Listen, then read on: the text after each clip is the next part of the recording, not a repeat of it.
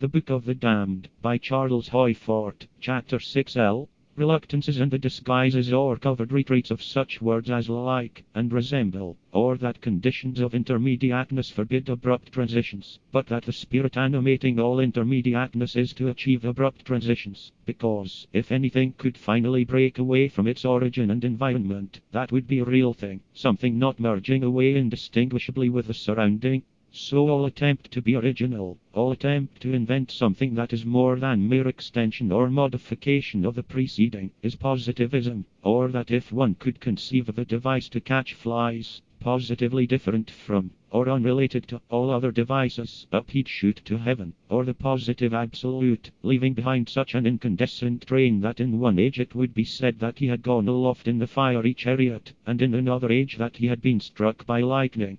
I'm collecting notes upon persons supposed to have been struck by lightning. I think that high approximation to positivism has often been achieved. Instantaneous translation, residue of negativeness left behind, looking much like effects of a stroke of lightning. Someday I shall tell the story of the Marie Celeste, properly, as the Scientific American supplement would say, mysterious disappearance of a sea captain, his family, and the crew of positivists, by the route of abrupt transition. I think that Manet was notable, but that his approximation was held down by his intense relativity to the public, or that it is quite as impositive to flout and insult and defy as it is to crawl and placate.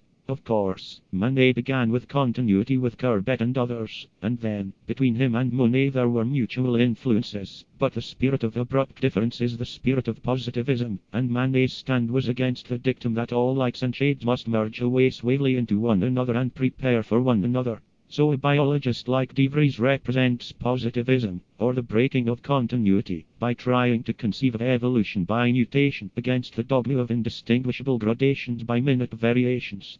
A. Copernicus conceives of heliocentricity. Continuity is against him. He is not permitted to break abruptly with the past. He is permitted to publish his work, but only as an interesting hypothesis.